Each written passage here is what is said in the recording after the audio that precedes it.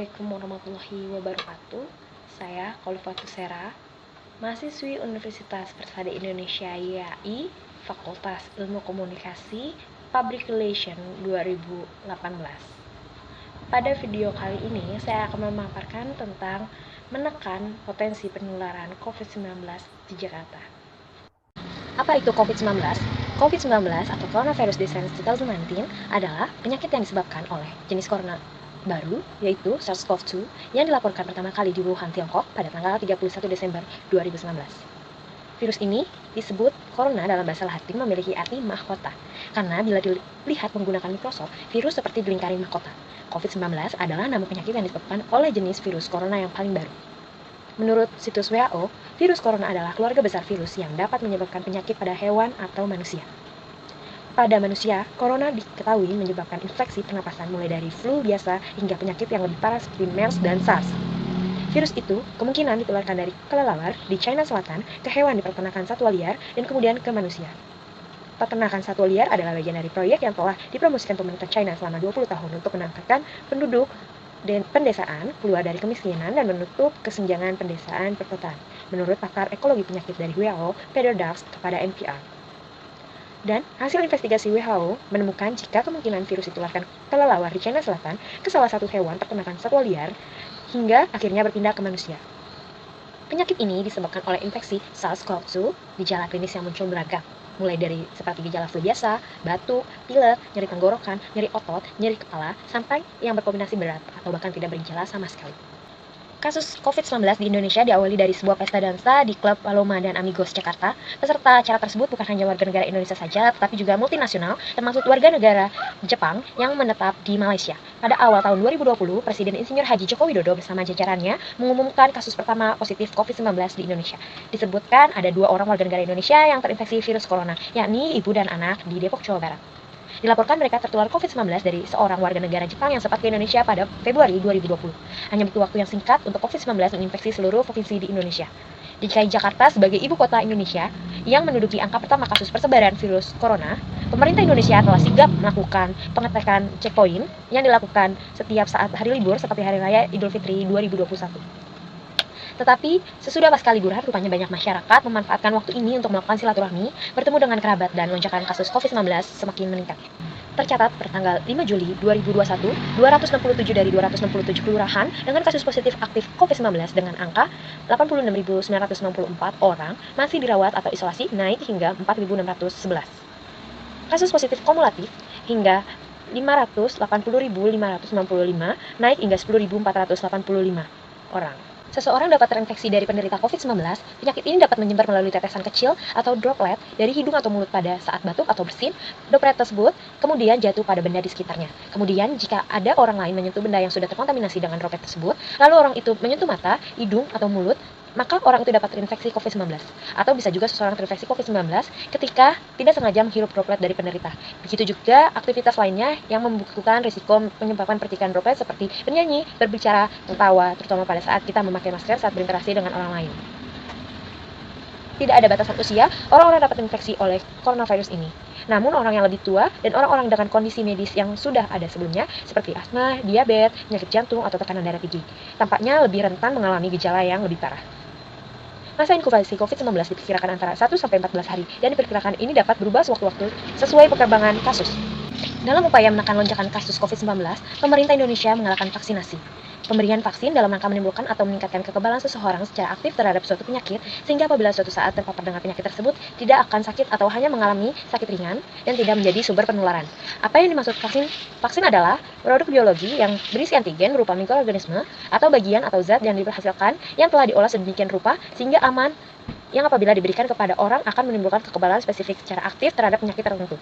Vaksin bukan obat. Vaksin mendorong pembentukan kekebalan spesifik tubuh agar terhindar, tertular, ataupun kemungkinan sakit berat. Tentu, apabila seseorang tidak mendapatkan vaksinasi, maka ia tidak akan memiliki kekebalan spesifik terhadap penyakit yang dapat dicegah dengan pemberian vaksinasi tersebut. Namun, jika suatu saat orang tersebut keluar dari wilayah dengan cakupan tinggi, orang tersebut akan mengalami risiko untuk penularan penyakit karena pada dasarnya ia belum memiliki kekebalan spesifik yang didapat dari vaksin. Vaksin memicu membentuknya antibodi dan mengaktifkan sel T yang memberikan kita perlindungan terhadap infeksi.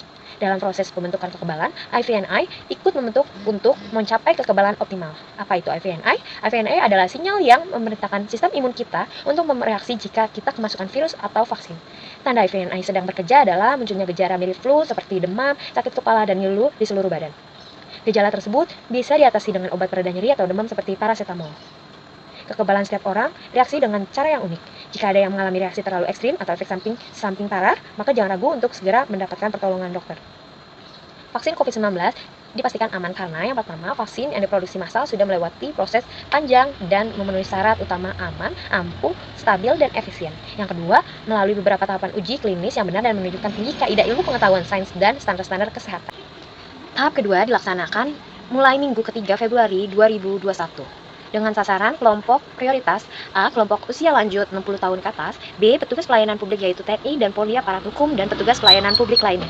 Tahap ketiga dengan sasaran kelompok prioritas masyarakat rentan dari aspek spesial, sosial, dan ekonomi yang berusia 18 tahun ke atas. Pelayanan vaksinasi COVID-19 dilaksanakan di fasilitas pelayanan kesehatan milik pemerintah pusat, daerah provinsi, daerah kabupaten, daerah kota, atau milik masyarakat atau swasta. Syarat penerimaan vaksin adalah masyarakat yang sehat. Bagi mereka yang sedang sakit, sedang dalam pengobatan, memiliki penyakit penyerta, wanita hamil, penyintas COVID-19, dan berusia di bawah 18 tahun tidak diperbolehkan untuk melakukan vaksinasi. Pendaftaran vaksinasi di Jakarta. Pendaftaran langsung di fasilitas kesehatan, membawa KTP DKI, dan mengisi data diri langsung di lokasi vaksinasi, atau mendaftar melalui situs corona.jakarta.go.id atau aplikasi Jaki. Mengisi data diri pada web maupun aplikasi, kemudian mengunci lokasi vaksinasi dengan membawa KTP DKI Jakarta. Bagi yang tidak memiliki KTP DKI Jakarta, dapat membawa surat keterangan domisili dari RT atau surat keterangan bekerja di Jakarta dari tempat kerja. Warga negara asing dapat mengikuti vaksinasi dengan kriteria berprofesi sebagai guru, dosen, atau tenaga pendidikan baik formal maupun non-formal. Lansia di atas 60 tahun ke atas. Semua kriteria di atas perlu memiliki SKTP, surat keterangan tempat tinggal atau KTP warga negara asing. Dokumen apa yang dibawa saat ke lokasi vaksinasi? Di pendaftaran, jika mendaftar melalui Jaki atau corona.go.id, KTP DKI Jakarta atau surat keterangan domisili, surat keterangan bekerja dari tempat kerja, asli dan fotokopi. Layanan pendaftaran vaksinasi akan terus dibuka hingga seluruh warga DKI Jakarta divaksinasi. Vaksinasi di seluruh puskesmas maupun RSUD di Jakarta gratis. Dalam upaya menekan kasus positif COVID-19, maka pemerintah menerapkan PPKM berbasis mikro. Apa itu PPKM? PPKM adalah perlakuan pembatasan kegiatan masyarakat di Indonesia berskala mikro. DKI Jakarta menerapkan PPKM darurat dilaksanakan pada tanggal 3 sampai 20 Juli 2021. Perkantoran non-esensial 100% WFH, sedangkan esensial sektor pemerintahan 75% WFH. Belajar dan mengajar 100% daring. Restoran ditiadakan dine-in, hanya menerima take-away atau delivery. Pusat pembelajaran atau mall ditutup kecuali supermarket, persualian, dan restoran. Area publik, taman umum, tempat wisata umum, dan area publik lainnya ditutup. Tempat resepsi pernikahan dihadiri maksimal 30 orang dengan protokol kesehatan yang ketat dan tidak menyediakan makan di tempat. Tempat ibadah ditutup, ibadah dilakukan di rumah. Lokasi seni budaya, sarana olahraga, kegiatan sosial yang dapat menimbulkan kerumunan dan keramaian ditutup. Transportasi, kendaraan umum angkutan massal, taksi online dan konvensional 50% dari kapasitas. Saat ini penggunaan masker dipakai sebanyak 2 lapis merupakan pilihan yang terbaik. Tujuannya menurunkan risiko droplet atau percikan air masuk ke rongga mulut dan hidung. Cara memakai masker 2 lapis. Yang pertama, bersihkan dahulu tangan kalian. Pastikan bersih. Usapkan secara merata. Yang pertama, gunakan masker sekali pakai. Pastikan kawat pipis yang berada di bagian hidung.